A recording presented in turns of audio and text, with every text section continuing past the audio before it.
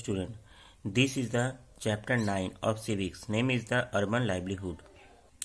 The center of population other than rural area are called the urban areas. These are the place where a large cluster of people live together. Place which had the most job opportunities attracted people in search of the better way of life. This place attracted people were either administration, business center or industrial centre. कहने का मतलब इसके पहले वाले chapters में हम लोगों ने देखा था रूरल लाइवलीहुड, यानी गांव में लोग जैसे खेती का काम करते, फार्मिंग का काम करते, वैसे ही हम देख रहे हैं इस चैप्टर में अर्बन लाइवलीहुड, यानी शहरी क्षेत्र में जो लोग किस प्रकार के काम करते हैं। जैसे कि यहाँ दे रहा है जो भी लोग क्लस्टर में रहते हैं या जहाँ पर भी शहरी एरियाज़ हैं वहाँ पर लाइफ जॉब अपॉर्चुनिटी ज़्यादा है, लोग वहाँ अट्रैक्ट होते हैं बेटर लाइफ के लिए। ऐसे प्लेसों में जॉब होता है जैसे कि administrative, business centre and industrial centre होते हैं, जहाँ पर कि लोग को बेटर जॉब मिलने की चांसेस होते हैं। डिफरेंट एरियाज़ की बात करें तो टाइप्स ऑफ सेक्टर में जॉब को डिवाइड किया गया है। जैसे दे रहा है there are 3 type of sector, the primary sector, secondary and the tertiary sector.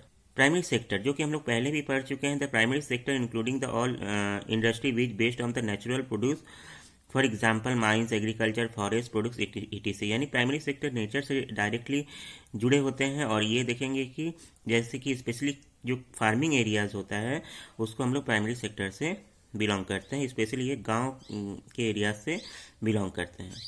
Secondary sector, the secondary sector process the produce from the primary sector convert into the usable goods. मोड्स of the item collect और produce are not directly usable. The needs of the process making the feed for use people other industry. This sector also known as the industrial sector, यानी वो sector जहाँ पर कि किसी चीज़ों को बनाया जाता होगा जो कि प्राइमरी सेक्टर से जो रॉ मटेरियल मिलता है उनसे जिन चीज़ों को प्रोडक्ट्स को बनाया जाता है जो कि बाजार में लोग उसको खरीदते हैं, उसका यूज़ करते हैं, इसको हम लोग सेकेंडरी सेक्टर के नाम से जानते हैं। इसे हम लोग मैन्युफैक्चरिंग सेक्टर या इंडस्ट्रियल सेक्टर भी कहते हैं। Next, tertiary sector, the sector including all the industries which the provide service do not produce good of the consumption or facilities to or service, for example of the providers of the trading, banking, postal, telephone, medical service etc। यानी देखा जाए ये service sector होते हैं, यानी जो other 2 sector है primary और सेकेंडरी सेक्टर उनको ये सर्विस देते हैं। जैसे हम लोग देख सकते हैं postal, telephone, medical service, trading, banking, transport etc। यानी स्टूडेंट इस तरीके से हम लोगों ने देखा कि जो जॉब अपॉर्चुनिटीज़ होते हैं बेसिकली 3 सेक्टर में डिवाइड किया गया, primary, secondary and the tertiary sector. यहाँ पर primary sector basically rural area से बिलोंग करते हैं, पर देखा जाए सेकेंडरी और टर्सरी सेक्टर स्पेशली ये अर्बन सेंटर, अर्बन एरिया से बिलोंग करते हैं।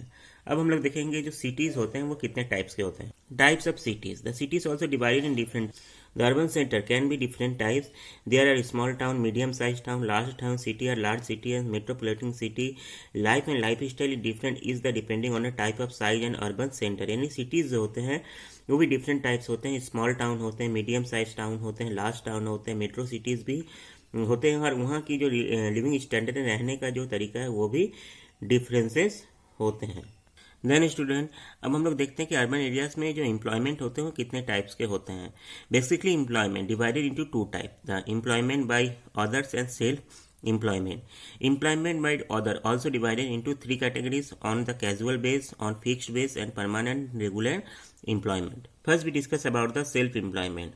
There are self employment when the people have their own business or work are the free clearness by they are called the self employment. The fruits vendor, tailors are example of the self employment। यानी ऐसे employment जो ऐसा job यानी जो कि self लोग करते हैं, वो किसी के अंडर में काम नहीं करते हैं, उनका अपना बिजनेस अपना होता है, काम होता है, इसको सेल्फ एम्प्लॉयमेंट कहा जाता है। एग्जाम्पल ले सकते हैं fruit vendors, tailors it example of the self employment. Next category discuss करेंगे एम्प्लॉयमेंट बाय अदर्स। जैसे फर्स्ट दे रहा है द कैजुअल बेसिस, दे रहा है the people offer their skill to other to earn their living. If you wish to make the wall around your garden and you need the dig some earth, the gate bricks, cement, sand to make a wall. If you try to yourself change the either it is not strength or get destroyed in bad weather, as there are the people who specialists is masonries. It is the better to call one to tell your requirement। यानी देखा जाए तो हमको कोई काम कराना होता है, सपोज दैट यहाँ पर जैसे दे रहा है कि जैसे कोई गार्डन में कोई वाली बनाना है या कुछ बनाना है, तो सेल्फ हम लोग नहीं कर सके ये, तो इसलिए हम लोग किसको बुलाते हैं, एक मैसनरीज को बुलाते हैं, मैसन्स को बुलाते हैं, जो कि वो स्पेशलाइज्ड होता है अपने वर्क में। तो इस टाइप के जो वर्क होते हैं, जो कि जैसे लेबर्स होते हैं, जो कि कैजुअल बेस पे होते हैं, डेली बेस पर होते हैं, यानी इनका फिक्स नहीं होता है। जब हमको ज़रूरत होती है, रिक्वायरमेंट होती है, तब उनको हम हायर करते हैं और जितने दिन काम करते हैं उतने दिन का ही हम उनको वेज देते हैं। बट गवर्नमेंट उनके वेज भी फिक्स्ड किए हैं। Next is the fixed wage basis. There are this form of employment is normally without any written guarantee. It is on an understanding between the employer and employee and about the daily rate of wage, the number of hours worked, the number of holiday one would get if the employee absent from work, he or she does not get the money for that day. यानी देखा जाए तो fixed veg employment ये regular job होता है, but ये एक तरह से उनके अंडरस्टैंडिंग में होता है, यानी जॉब देने वाले और करने वाले के बीच में अंडरस्टैंडिंग होता है। इनका एक देखा जाए तो मंथली पैकेज होता है जिसके हिसाब से उनको पेमेंट दिया जाता है, पर यहाँ पर उनको एक हॉलीडे भी मिलता है और साथ साथ अदर फैसिलिटीज़ उनको मिलती है। पर इसमें यह भी होता है कि यदि वो जिस दिन एब्सेंट होते हैं उस दिन उनको उसका पैसा नहीं मिलता, यानी वो see and he does not get the money for that day for absent day. Permanent and regular employment, they are the rules made by the government for the ensuring that workers are looked after. The employee is they required have the clean and healthy work environment, safety system like fire extinguisher, first aid etc should be that people save there some accident. यानी देखा जाए तो ऐसे employment जहाँ पर कि जो एक तरह से गवर्नमेंट के रूल और रेगुलेशन के अंडर में होता है, इनको प्रॉपर सेफ्टी मिलती है, better health facilities and other सब फैसिलिटीज़ उनको मिलती है, पेमेंट सही मिलता है। यानी देखा जाए इस टाइप के जॉब्स को हम लोग परमानेंट या रेगुलर एम्प्लॉयमेंट कहते हैं, जैसे कि गवर्नमेंट जॉब हो या प्राइवेट सेक्टर में भी जो लिमिटेड कंपनीज होती हैं जिनके जॉब्स को भी हम लोग परमानेंट रेगुलर जॉब कह सकते हैं, जिनका एक प्रॉपर जो एज टाइम तक वो जॉब कर सकते हैं, अबाउट 58 and 60 years एज तक। Regular job also divided into two types, the white collar job and the blue color job. There are the regular job are also grouped as the blue color job and white color job. The blue color job means the work which industrial in nature need working of the mechanical machines, यानी industries वगैरह में काम करने वाले जो jobs होते हैं permanent job को, उसको ब्लू कलर जॉब कहते हैं।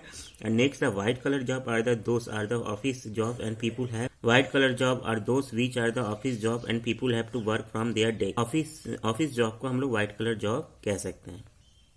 Then student in this chapter we discuss about the urban centres job, यानी अर्बन सेक्टर यानी शहरी एरिया में किस तरीके से जॉब होते हैं, कितने कैटेगरीज होते हैं, उसको हम लोगों ने डिस्कस किया। Next exercise portion, the complete exercise portion and submit on time. Then thank you.